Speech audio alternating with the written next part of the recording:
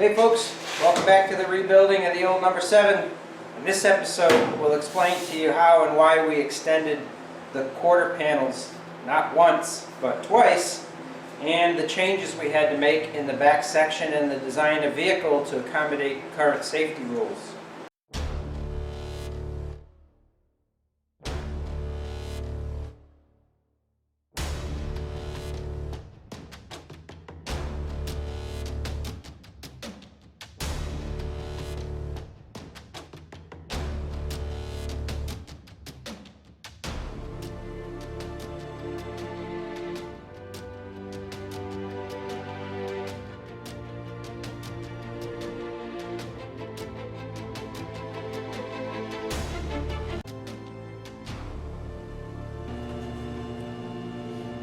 Oh, hey folks, welcome back to KEI Fabrication. Alright folks, we're back on the modified. We have a car show that is about 9 days away, and it's just going to be a static display, but I'm going to try to bring the car a little further along, all while trying to get the car closer to completion. So here I am going down a rabbit hole again, and this wheel opening has been cut with a torch more than once, and one of the mistakes I made was this was the length of the body at the last configuration that it was raced. I have several pictures of the body being a little bit longer. As a matter of fact, where the marker light for the 39 Chevy bolts on was in the picture maybe the season prior to this, and when the car was first built it actually had the full length rear quarters, and as the wrecks went on they chopped it shorter, chopped shorter, chopped shorter. So I duplicated, I used the last raced configuration in terms of the quarter panel length. I put the cross tube in where the Nerf bar was going to come around and meet up with the rear bumper. And what I've discovered is that there's no room back here for the fuel cell. Now back in the day, the fuel cell was raised way up above the rear end. And I could do that certainly, but you can see that there is only, I think there's, I don't have my tape measure on me, but from this bar to the quick change cover there's only like 11.5 inches. I need 18 plus. I'm going to give 2 inches of clearance between the diff cover and the fuel cell just for safety. So I'm going to add, I think I'm going to be putting like 9 inches from here. This bar is going to actually get cut out. I'm going to leave it through the frame here because this is where the rear bumper is going to come around. It's going to be a Nerf bar. So this will swing around and it'll connect with the back bumper that'll go across from the rear frame rail. So I'm taking a couple steps backward, but at the same time I'm going to provide the accommodation for a fuel cell. I'm going to extend the quarters, and I'm going to extend the frame rails using this material. So the other thing that I need to do and talk about a rabbit hole is I'm going to put a filler panel in for the rear quarter to come all the way forward to where the torch cut starts and hang down a little bit. So my plan is to extend this rocker panel down, and I'm going to tack this in place. I'm going to use the wheel as a template to trace out the line, and then I'm trying to provide the same amount of clearance between the tire and the quarter panel as the original cut was made back here. So again, correcting a problem, restoring the quarter panel to its mid-life in terms of this race car length, and get myself set up for accommodating the fuel cell and the rear bumper and everything else that's supposed to go back here.